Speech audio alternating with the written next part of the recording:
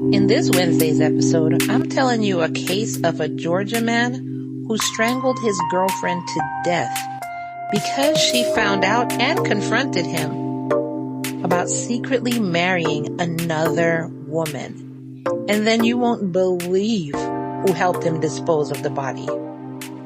Welcome, lambs. Welcome, old lambs, and welcome, new lambs, to Love and Murder, Heartbreak to Homicide, the Midweek Mini Edition.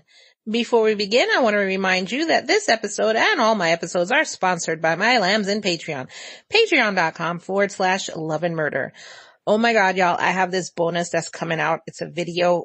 It's so creepy, but I have this bonus that I'm about to drop today, actually. It's only going in the $5 or above tier. So if you want to see this creepy, you need to join the Patreon. I'm actually going to share with everyone on my social the Instagram video that this rant is coming from. But if you want to see the deep dive into it, then head on over to the Patreon, patreon.com/Love and Murder, and become an exclusive lamb. This particular video is going to be in the $5 and above tier though. So let's get into this midweek mini. 23-year-old Briana Winston was reported missing on April 1st, 2024. Her family had been trying to contact her through calls, texts, email, pigeon service, Pony Express, whatever, since mid-March, and she was not responding, which was absolutely definitely not normal for her. So, as I would do, her family packed up and went over to her apartment, but that's when they saw that the apartment had been, quote, completely cleaned out by the father of her child and live-in boyfriend, Michale Edwards. Yes, you heard that correctly. Brianna was a mom to a 4-year-old child. One of her family members said that the apartment smelled very strongly of Clorox, and they also learned that she had never showed up to work on March 17th, which again is not normal for Brianna. So they contacted police, filed a missing persons report, everything like that. And by April 26th, through the investigation, police felt that they had enough information to determine that Brianna was dead. And they put out a statement saying that she was, quote, a victim of a crime that left her incapacitated in some way. Police then named her live-in boyfriend, Michale, and his wife, remember the secret wife, as persons of interest in Brianna's disappearance. Police also said their investigation led them all the way to Tennessee, 430 miles away from the murder scene, to Ripley, Tennessee. And in Ripley, Tennessee, that's where they recovered Brianna's body at a cemetery and along a road. So what happened by April 26th to make police believe that they had enough information? Well, detectives met with a man who wanted to remain unidentified, and they met with him in Gates, Tennessee. He said he would talk to them if they would grant him immunity. Because if you grant me immunity, I have some information for you because I was one of the people who helped 23-year-old Michale dispose of Brianna's body. So my thing is, he should have just been arrested right then and there, right? But then I guess they would have never found Brianna's body or any more information. They would have just had him. So investigators granted him the immunity and he sang like a bird. What he said was, on the morning of March 17th, Brianna went to the apartment, which is in College Park, Georgia, and there she, quote, confronted Michale after learning about his infidelity to her. So they had an argument, which I could only imagine because she just found out that he secretly married somebody. And then that's when Michale, quote, choked her. Michale then put her body in a suitcase and drove to this unidentified man's house in Gates, Tennessee. That's when they put her body in a barrel. So this is what this guy is telling police. That's when they put her body into a burn barrel and then doused it with accelerant and set it on fire. And according to this guy, they burned it for hours and hours and hours until, quote, just skeletal remains were left. Quote, they then used a shovel to break down Brianna's bones in an attempt to speed up the burning process. Oh my God. Can you just imagine I'm going to let you know this right now. And I keep saying this in every episode. I don't care. My best friend could murder somebody. I can't even imagine him doing this, but murder somebody and then drive all the way to me and say, hey, I need your help burning this body. I'm not stupid. I'm going to say yes because you're not going to catch me slipping and then I'm going to end up with that body. I'm going to say yes. I just left something in the house. I'll be right back. And I'm calling 911. I'm going to sing like a bird. Don't bring your mess to my house because I'm not the one. I don't know how these people find such, quote, ride or die friends. I'm not that good of a friend to anybody. Then Michael took portions of the remains and dumped it along Interstate 40 in Tennessee. And then the unidentified man took the other portion of her remains and, quote, dumped her remains in a cemetery behind a church. So after hearing this, on April 4th, investigators brought Michael in for questioning.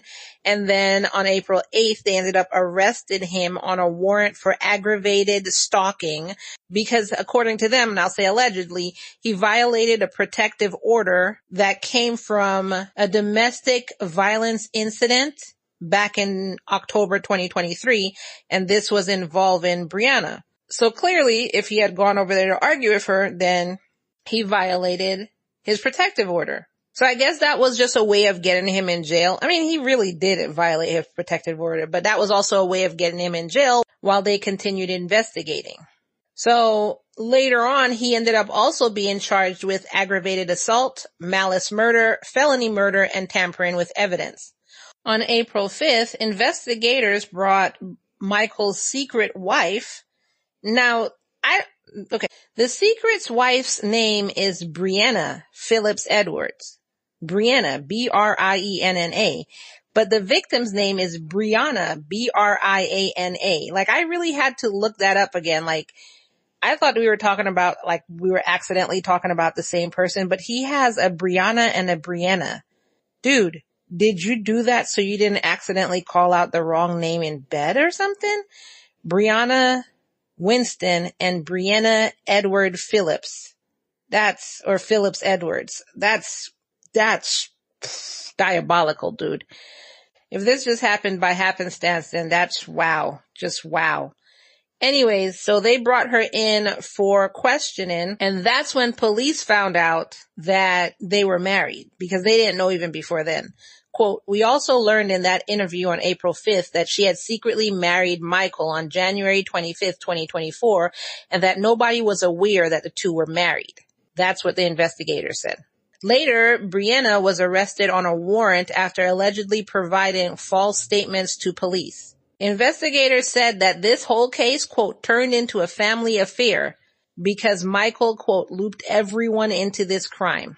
So the way that Brianna was looped into this crime and why she was also arrested, one of the reasons she was arrested is because she was the one who gave Michael a car in order for him to take Brianna's remains and toss it around I-40 in Tennessee.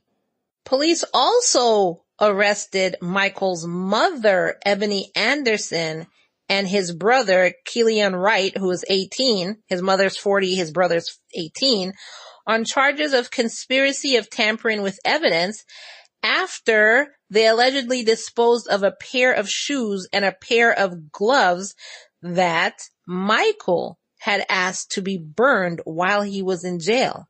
And of course, we all know, which I guess they don't know, but we all know that your jail phone calls are recorded. And I'm so paranoid that I would believe that if I'm just in my cell talking, that's recorded. And anybody that writes you, they read it. And you know, when you see on TV of them sitting between those partitions and they pick up the phone, that's recorded. And I know it's probably against the law, but I would believe that if I was in a room talking to my lawyer, that's recorded. So to me, just everything's recorded. So basically what had happened was while he was in jail, Michael had called Brianna, and told her to burn his shoes and a pair of his gloves. So she went and for some reason got his mother and his brother in on this. And they got the gloves, they got the shoes, they got everything. And they went to burn it to destroy the evidence to help protect Michael. I'm sorry. My brothers love me and I love them, but I highly doubt if I call you from prison, and being that, we know that this is recorded, they'll go and say, okay, and go burn stuff that I cold-bloodedly, would have done something to somebody, or they did. I'm not doing that. I'm not doing that. I will then call 911 and say, hey, yeah, I don't know if you could connect me with a detective in this case, but, yeah, my brother just called me and said XYZ, XYZ. And I'm pretty sure they'll do it. And to me too. And how can I fault them? Like, you cold-bloodedly killed a woman who has a 4-year-old child, your child, because you decided that instead of breaking up with her, you went and married somebody else. She comes, she's yelling at you, blah, blah, blah, blah, blah, blah, blah, and you don't want to hear her mouth, so you choke her out. Literally, all you had to do was walk out the house. That was an easy way to not hear her voice. Walk out the house and don't pick up any more of her calls. That was a really simple way to not hear her voice and her yelling at you against what you did. But choking her seemed to be the right answer for you. So now she's dead. You're in jail. Where's your 4-year-old child? You frickin' moron. Your new wife that you went through all of this stuff to marry secretly. Now everybody knows. Everybody who read this article, everybody who's listening to my podcast, everybody knows now. She's on blast, but now she's in jail too. And then you also got your mom and your brother in jail. Your 18-year-old brother who had his whole life. I mean, granted, that was his decision. He could have totally said no, walk out, whatever. But you got all these people in jail too, over the fact that you couldn't just jump in a car, or even if you didn't have a car, use your little legs and walk away from what you didn't want to hear. So on top of all of those previous charges that I named, Michael is also being charged with malice murder because investigators said the crime, quote, took some forethought. This was not a crime committed in the heat of passion. There was malice there. There was an option to walk away, just like I said. She continues, you have the option to walk away from arguments. Isn't that what I just said? Literally. That's what I'm saying. When I don't want to argue with somebody, I am not an arguer. Contrary to me being a podcast host, I don't like talking that much. I'm usually the listener. And when somebody starts arguing with me and I see it's not going anywhere, I am quick to shut down. I will let you know verbatim. This is literally what I say. I no longer care about this conversation, which I don't. And I will just shut down and start humming in my head or start thinking about something else, or I will get up and literally walk away because I'm not arguing. You have fun arguing with yourself. Pretty sure the walls love to hear you, but I don't like arguing. Arguing does nothing but raises your blood pressure. And everybody knows once your blood pressure is raised, that causes other things to happen in your body. I have so much other things to worry about than arguing. Either we're going to have a civil conversation and we're going to agree to XYZ, or not agree and just it is what it is, because you're not going to agree on everything. You move on with your life. Or you can sit there and argue with yourself, but I am not arguing. I am not an arguer. I hate arguing. And everybody who knows me knows that. The only person in my entire life who got me to argue was my ex-husband. That's why he's an ex-husband. But I do not like arguing. And again, did I do anything crazy? No. I used my little legs and I walked my ass out of my marriage that I didn't like. Brianna was charged with conspiracy to commit a crime and party to commission of a crime. His mom and his brother were charged with conspiracy charges.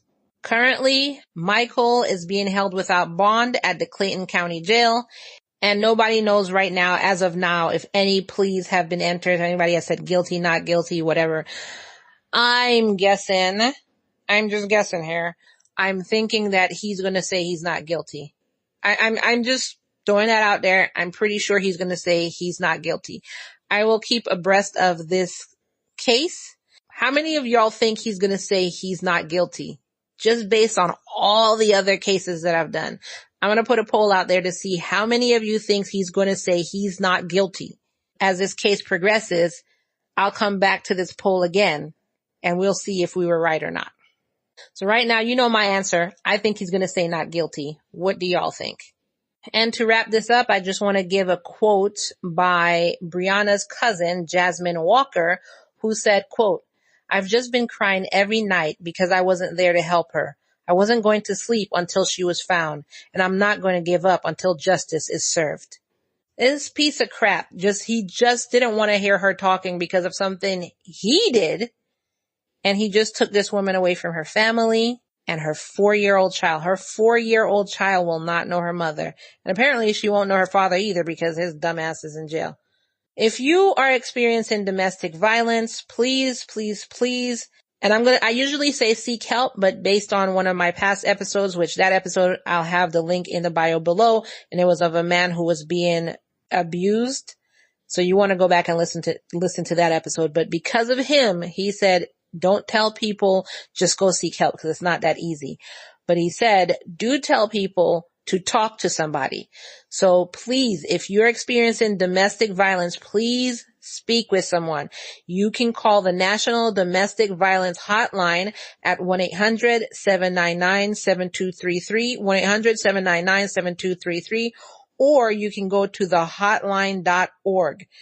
All calls are toll-free and confidential, and the hotline is available 24/7 in more than 170 languages. So what did y'all think about that craziness? I cannot stand people who blame others for what's going on with them. You basically put yourself in this predicament, and because she was angry, your solution was to choke her and take her away from her child and her family and completely mess up a bunch of people's lives, even though, like I said, your mom could have said no, your brother could have said no, your wife could have said no, and the guy who got immunity could have said no. All of them had free will and could have said no. You didn't have a gun to any one of their heads. And even if they thought that you were so dangerous, they could have said yes and then gone behind your back. I guess that's what the immunity guy did. I guess that's what he did. But the rest of them could have done something, but they were trying to protect you from murdering somebody. Just let that sink in. Craziness. Anyway, that is all I have for you for this episode. Be sure to answer the poll question. Do you think he's going to plead not guilty or guilty? And like I said, when his plea comes out, as the case progresses, I'll let you know what happens. Don't forget that a free and easy way to help out Love and Murder is just simply sharing this episode. Literally just hit the share icon right now while I'm talking and share this episode to your Facebook if you use it. And if you don't use Facebook, then share this one to your Reddit. That is all I have for you, and I will see you in the next episode. Bye.